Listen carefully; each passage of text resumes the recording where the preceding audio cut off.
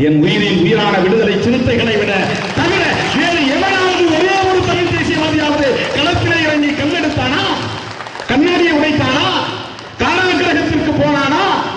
316 பேர் சிறைக்கு போனது விடுதலை சிறுத்தைகள் மட்டும்தான்.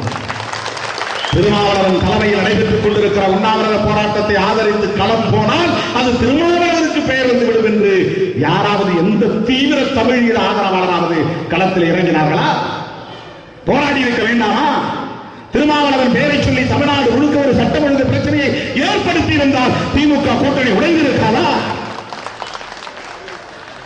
அதை செய்ய அவர்களுக்கு மனமில்லை. என்ன ஆனாலும் பரவாயில்லை, ஆனால் கருணாநிதியை தோற்கடிக்க வேண்டும் என்பதுதான் குறியாக இருந்தார்களே தவிர போராட்டத்தை கூடுதல்படுத்த வேண்டும் என்பதில் குறியாக இல்லை. ஜெயலலிதாவுக்கு அந்த எண்ணம் இருக்காது. ஏன் நெடுமாறனுக்கு அவர்களுக்கு இல்லாமல் போனது? ஏன் ராமதாஸ் அவர்களுக்கு இல்லாமல் போனது? அந்த இடத்திற்கு வந்து ஒரு ஆறுதல் சொல்லுவதற்கு, வாழ்த்து சொல்லுவதற்கு ஏன் வைகோ அவர்களால் முடியாமல் போனது? இங்கே வந்துவிட்டால் ஜெயலலிதா என்ன உங்கள் சொத்தை எல்லாம் சேர்த்து எழுதி வாங்கிக் கொள்வாரா?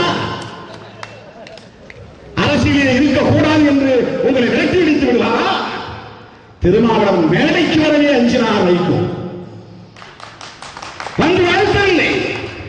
யார் அரசியல் செய்தது? திருமாவளவன் அரசியல் செய்தார். கூட்டணியில் இருந்து கொண்டே உண்ணாவிரத போராட்டத்தை எடுத்தார். ஆளுங்கட்சி கூட்டணியில் இருந்து கொண்டு ஆளுங்கட்சி கூட்டணிக்கு ஒரு நெருக்கடியை தருகிறான் என்று அவர்கள் அச்சப்பட்டார்கள், வேதனைப்பட்டார்கள். நடவடிக்கை எடுக்க வேண்டியவில்லை, தடுக்க வேண்டியவில்லை. இந்த நிலையிலே ஒரே நாளில் 316 பேர் கைது செய்யப்பட்டு 26 பேர் குண்டர் தடுப்பு சட்டத்தில் சிறைப்படுத்தப்பட்டார்கள். யார் எழுதியது? எந்த ஊடகம் காட்டியது? எவரை பற்றி பேசினார்? ஆக தமிழ்நாட்டில் எவ்வளவு பெரிய போலிகள் இருக்கிறார்கள், போலி தமிழ் தேசியவாதிகள் இருக்கிறார்கள் என்பதை அந்த காலகட்டத்தில் நான் புரிந்து கொண்டேன். ஆக எங்கிருந்தாலும் எங்கள் உணர்வுகளை எவராலும் முனைவழுந்து செய்ய முடியாது. அதை தேர்தல் காலத்திலும் நாங்கள் செய்வோம். தேர்தல் காலத்திலும் செய்வோம். தொடர்ந்து தமிழீழ விடுதலை போராட்டம் உச்சக்கட்டத்தை நோக்கி நகர்ந்தது. உலக படைகள் எல்லாம் ஒன்று திரண்டு விட்டன. ஏன் உலக படைகள் ஒன்று திரண்டன? தோழர்களே, ஏதோ கருணாநிதியால் தான் இந்த அழிவே ஏற்பட்டது என்பதை போன்ற ஒரு தோற்றத்தை தமிழ்நாட்டில் சிலர் உலகத் தமிழர்களிடையே உருவாக்கி கொண்டிருக்கிறார்கள். என்னை பொறுத்தவரையிலே பாவம் முதலமைச்சராக திருமாவளவன் இருந்தால் கூட அல்ல, நெடுமாறன் அவர்களே இருந்தால் கூட போரை நிறுத்த முடியாது. அதுதான் யதார்த்தமான உண்மை. இந்த போர் சிங்களவன் நடத்திய போர் அல்ல, உலக நாடுகள் நடத்திய போர். உலக நாடுகள் நடத்திய போர். எந்த படை அங்கே இல்லை, எந்த அரசு அங்கே ஆதரிக்கவில்லை. இஸ்ரேலுடைய விமானங்கள் எதற்காக போயின? பாகிஸ்தானுடைய பயிற்சி அங்கே எதற்காக கொடுக்கப்பட்டது? இந்தியா மட்டுமா செய்தது? உலக நாடுகளின் ஆதரவை நம்மால் தர முடியவில்லை. செப்டம்பர் 11க்கு பிறகு அமெரிக்காவின் இரட்டை கோபுரம் இடிக்கப்பட்ட பிறகு அமெரிக்கா தன்னை தற்காத்துக் கொள்வதற்காக உலக நாடுகளை எல்லாம் ஒருங்கிணைத்து பயங்கரவாத எதிர்ப்பு என்கிற பெயரில் உலக நாடுகளை ஒருங்கிணைக்கிறான். பயங்கரவாத இயக்கங்களை பட்டியல்படுத்துகிறான். அதில் அல் கொய்தா இயக்கம் இடம்பெறுகிறது. அந்த பட்டியலில் எப்படி விடுதலை புலிகள் இயக்கம் இடம்பெற்றது? அல் கொய்தா இயக்கமும் விடுதலை புலிகள் இயக்கமும் ஒன்றா? அல் கொய்தா இயக்கம் ஒரு விடுதலை இயக்கமா? அல் கொய்தா இயக்கம் ஒரு மக்கள் இயக்கமா? அல் கொய்தா இயக்கம் ஒரு தேசிய இன விடுதலை கருத்தியலை ஏற்றுக்கொண்ட இயக்கமா? அல் கொய்தா இயக்கத்தின் நடவடிக்கைகள் வேறு. அது பழிவாங்குவதற்காக உருவான ஒரு ஆயுத குழு, ஏகாதிபத்தியத்தை எதிர்ப்பதற்கான ஒரு ஆயுத குழு. தமிழீழ விடுதலை புலிகள் மக்கள் இயக்கம், வெகு மக்கள் இயக்கம், விடுதலை இயக்கம். அந்த பட்டியலிலே சேர்த்தார்கள். அதுதான் உலக நாடுகளில் எங்கே தமிழன் போனாலும் அவனுக்கு இடையூறாக அமைந்தது. பொருளாதார தடை, அரசியல் தடை என்று விடுதலை புலிகளுக்கு மிகப்பெரிய நெருக்குதலை உருவாக்கியது. இது எப்போது நிகழ்ந்தது? ராஜபக்சே காலத்திலா? இல்லை. ரணில் விக்ரமசிங்கேவை நான் கடைசி நாள் பார்த்தபோது ஒன்றை சொன்னேன். நீங்கள் விதைத்தீர்கள், ராஜபக்சே அறுவடை செய்கிறார் என்று நான் ஒரு வார்த்தை ஆங்கிலத்திலே சொன்னேன். அதனுடைய பொருளை புரிந்து கொண்ட ரணில் விக்ரமசிங்கே என்னை ஆழமாக பார்த்தார், ஒரு மாதிரியாக பார்த்தார். ரணில் விக்ரமசிங்கேவை பிரபாகரன் ஆதரிக்காதது ஒரு குற்றம் என்று பல பேர் பேசுகிறார்.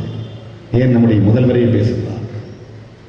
ரணில் விக்ரமசிங்கே என்கிற நரி செய்த சூழ்ச்சி, சூது, சதிதான் இன்றைக்கு ராஜபக்சே அறுவடை செய்வதற்கு வசதியாக போய்விட்டது. வெளியிலே இருந்து யார் வேண்டுமானாலும் விமர்சனம் செய்யலாம். திருமணம் செய்யாத என்னை போன்றவர்கள் குடும்ப வாழ்க்கையை பற்றி விமர்சனம் செய்யக்கூடாது.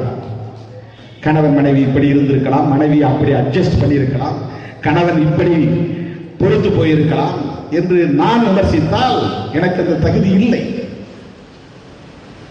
அதை போல விடுதலை போராட்டத்தை நடத்துகிறவர்களை பற்றி தேர்தல் அரசியல்வாதிகள் விமர்சிக்க கூடாது. அந்த தகுதி எனக்கே கிடையாது. விடுதலை யுத்தம் நடத்துகிறவர்களுக்கு தான் அதில் உள்ள சிக்கல்கள், நடைமுறை சிக்கல்கள் என்ன என்பது தெரியும். இதை பொதுவான முறையிலே நான் ஒரு விடையாக சொல்றேன். கட்சிக்குள்ளேயே ஒரு நீதிமன்றம், கட்சிக்குள்ளேயே ஒரு விசாரணை, கட்சிக்குள்ளேயே தண்டனை. மாத்தையா அப்படித்தான் விசாரிக்கப்பட்டார். ஏனோதானோ என்று மாத்தையாவை தூக்கிலிட்டு விடவில்லை. நாமே நடத்துகிற கட்சியில் சில பேரை நாம் ஒழுங்கு நடவடிக்கை எடுத்து வெளியேற்ற வேண்டியிருக்கிறது. தேர்தல் அரசியலில் யாருக்கும் தூக்கு போட முடியாது. ஆனால் ஒரு விடுதலை இயக்க அரசியலில் அல்லது ஒரு படை நடத்துகிற அரசியலில் அது தவிர்க்க முடியாது. இந்திய உளவுத்துறையான ரா தலையிட்டு போராளி குழுக்களை தூண்டிவிட்டு விடுதலை புலிகளை அழிப்பதற்கான முயற்சி நடக்கிற போது தன்னை தற்காத்துக் கொள்ளுகிறவன் தானே தொடர்ந்து களத்தில் நிற்க முடியும்.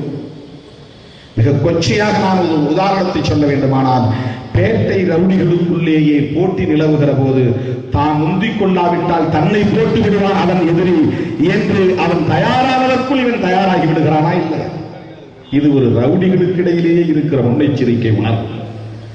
ஒரு விடுதலை யுத்தத்திலே ஒரு கொள்கைக்காக, ஒரு லட்சியத்திற்காக, ஒரு குறிக்கோளுக்காக ஆயுதம் ஏற்றி மக்களை திரட்டி போராடுகிற போது தன்னுடைய உயிருக்கு குறிவைக்கப்படுகிற நிலையில் தன்னை தற்காத்துக் கொள்ளாமல் வேற என்ன செய்ய முடியும்?